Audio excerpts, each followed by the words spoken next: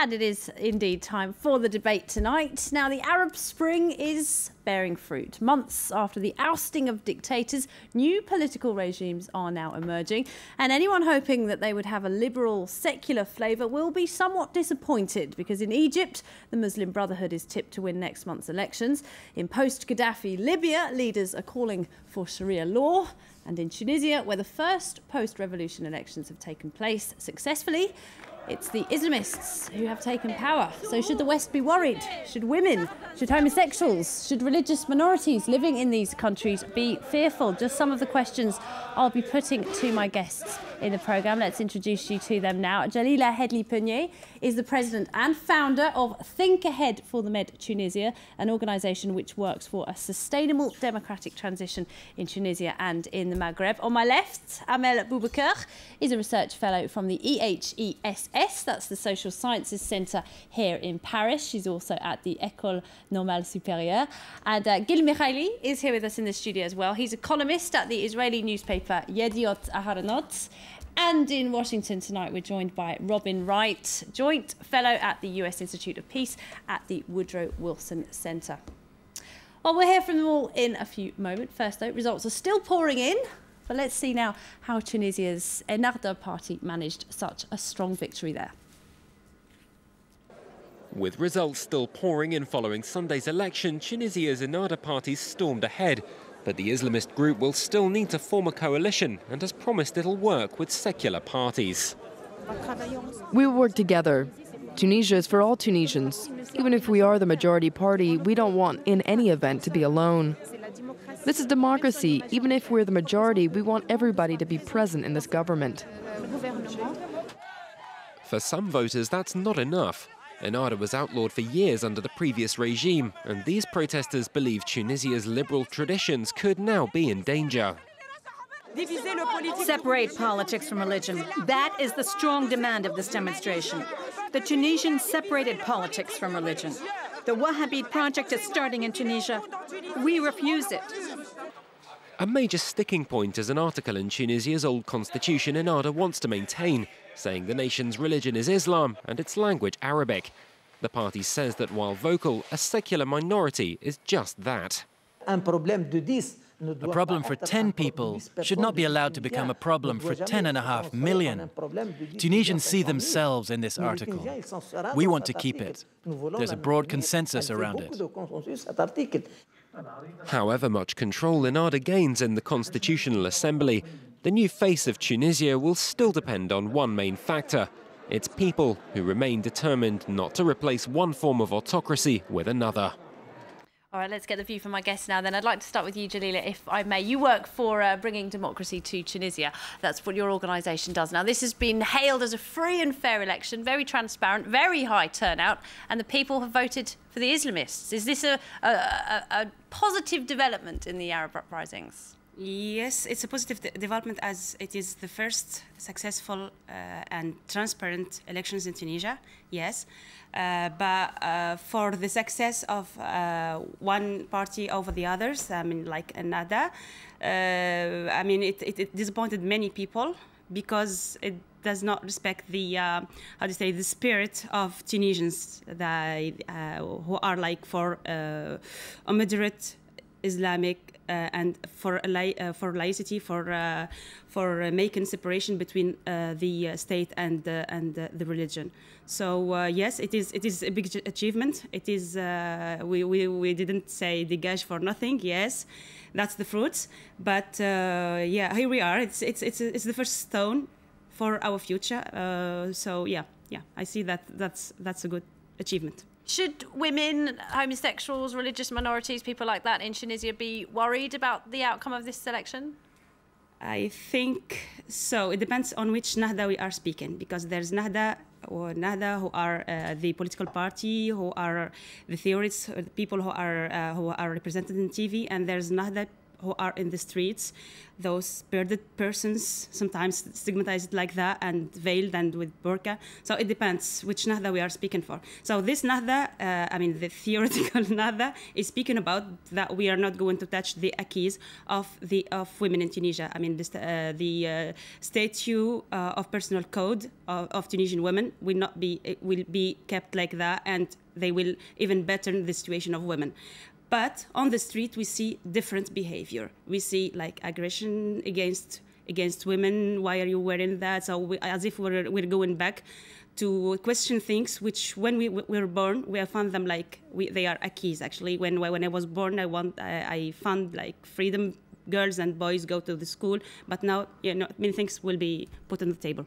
Gina Mahali, what are your thoughts? Because Rashid Ghannouchi, the leader of Ennahda, the party that's just won in Tunisia, says, look, we're not Islamist, we're Islamic, and this is a Muslim country, and we should have a say in how the country is run, and religion should have a place in that as well. What are your thoughts?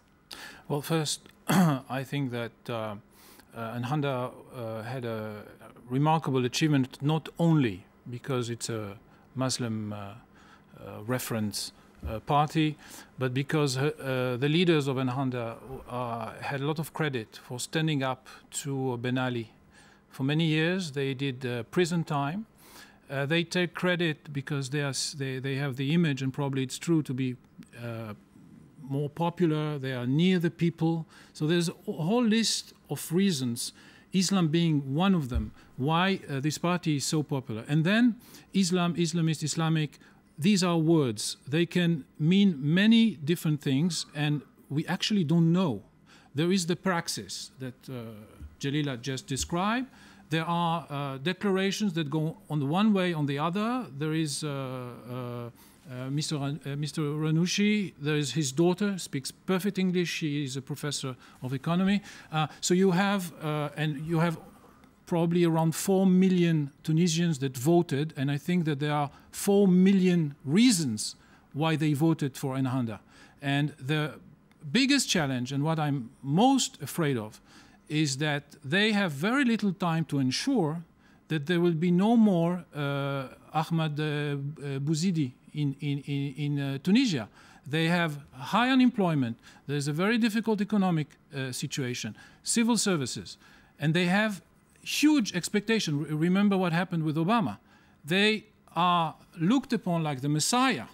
People think that out of elections comes the next day, a wonderful day, with work, with happiness, and they have to deal with this expectation. And this is the most important challenge for them. And they have got a lot on their plate, haven't they? They are the first freely elected government in Tunisia. But this is a good start, isn't it? Because this we're seeing right here is democracy in action. This is the will of the people. This is the government in power. And perhaps it's unfair for this fear-mongering, if you like, about Islamists getting into power. Well, I think we should definitely differentiate between the grassroots support and real ideological support. I mean, if you remember what were the reasons for the Arab Revolution in Tunisia, it was not because, I mean, people didn't want Islamism, they want social justice. And indeed, the ones who had the discourse on social justice and renewal of the political scene, they all had this discourse, but Ennahda was maybe the party who has this discourse the most on the Tunisian scene, and also within really, I mean, or at local levels, really. And if you remember again, I mean, people wanted social dignity, wanted work, and of course, Ennahda has won also because they won also because they have a very aggressive and populist campaign on the ground.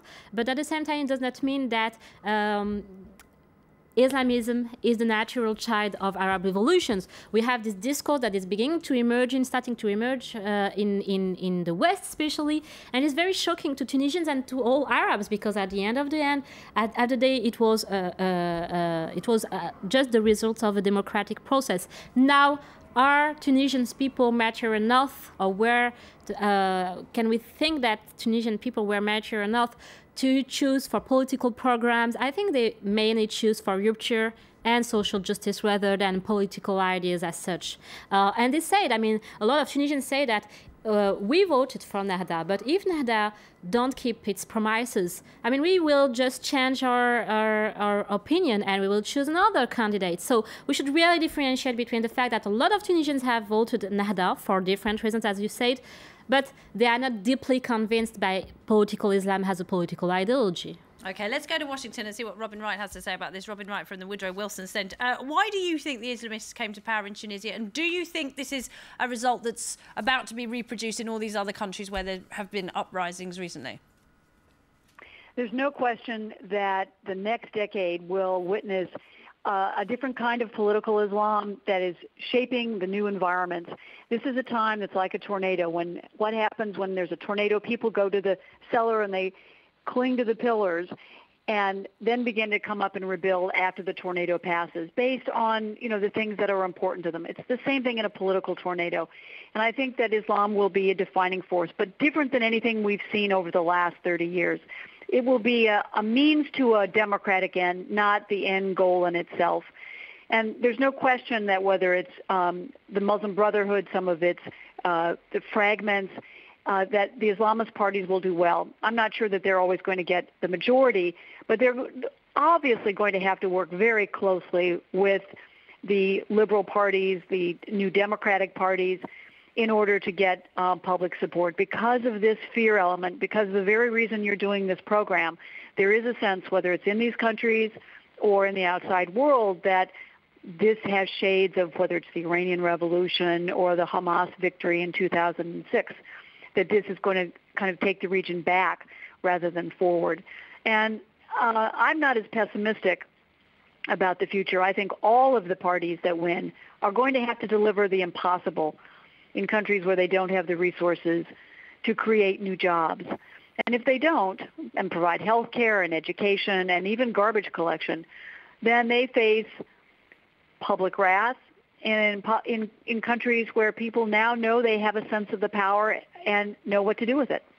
Jalila, I'll bring you back in if I'm out. I wanted to ask you a bit about young people in Tunisia, because they were really the driving force behind this, weren't they?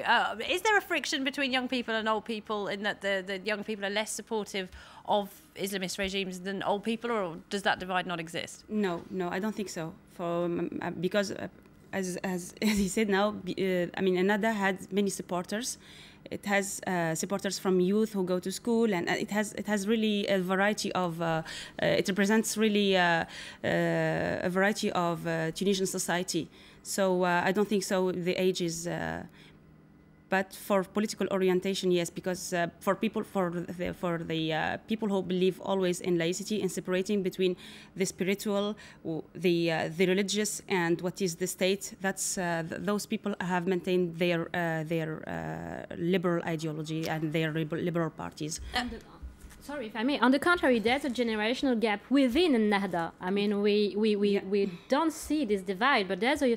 I mean, Ghannouchi himself said he will not be interested in run for the presidential race, not just because he wants to reassure and to give an image of someone who has not an aggressive strategy toward election, but also because within his party there's a lot of fragmentation, and there's a generational gap, very much indeed. But I think we should understand Islamism not as a project, but much more as a process. I mean, it's not about just building an Islamic state, implementing Sharia.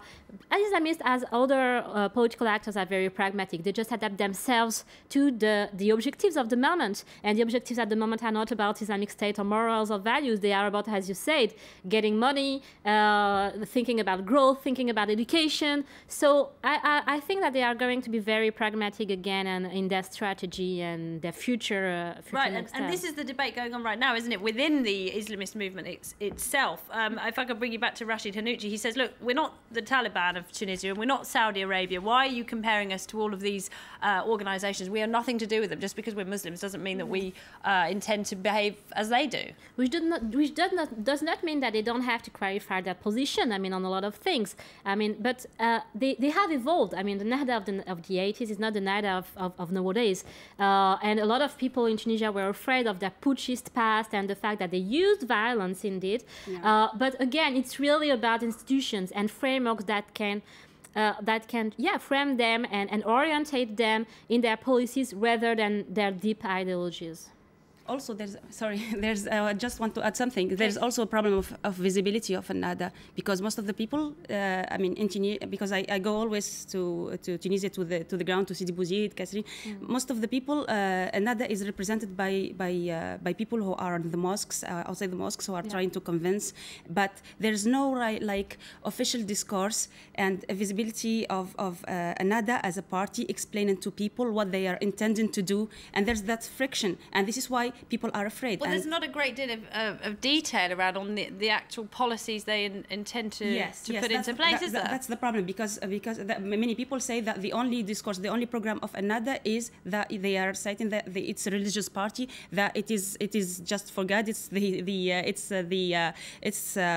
party that represents God on earth. This is what they, I mean, what people use as an argument. So yeah, maybe in the future, I don't know, but I think Ennahda, as now they gained like more, how many? It's more than 40% of the votes. I think it's better for them to, because there are lots of Tunisians who are really afraid, really. Well, they've already said they will work with the secular party, haven't they? Yes. And Gil Mahali, I'd like to go back to this idea about the debate within the Islamist movement. We're talking about a post-Islamist age here, and these parties are really trying to find their place. Shouldn't we just step back and let them do that? First of all, we don't have a choice. We will step back and watch them get along with it. We are commenting. We're not trying to intervene or to propose anything. We're just trying to understand. And what's happening today is only a point in a very long process of the mounting of Islam as a political power from the 70s. The Woodrow Wilson Center just put online the Saddam Hussein papers. And you see that as early as the 1979, 1980, Saddam Hussein started, who is representative of the previous wave of revolution that were secularist, they were socialist, and they were pan-Arabic nationalist. And he was amazed. It was about Sudan. At the time, he was amazed by the power of Islam, and he started talking with the people around the table, the ministers. Maybe we should start using Allahu Akbar. Maybe we should start refer to Islam, and even added that to the flag at one point, cynically trying to ride the wave. We are in a very, very long and very, very profound process. And why people are worried? Because there was, on the one hand, there was Iran, there was Hezbollah. On the other hand, in the Sunni camp, you have Saudi Arabia and Al-Qaeda. So people are worried. People are truly worried. And even if we know that Tunisia is different from Egypt and different even more from Libya, it is very difficult to see it from afar. And the fact that one of the first things that the head of the CNT in Libya said that he will implement Sharia, and even he gave the two most ridiculous examples. I mean, polygamy and divorce. I mean, right. Yes. I do want to talk about Libya. He added to the caricature. I do want to talk about Libya, and I also want to talk about Egypt in a moment. We do have to take a short break, though. Don't go away. We'll be back in just a moment with the second part of tonight's debate. Stay tuned.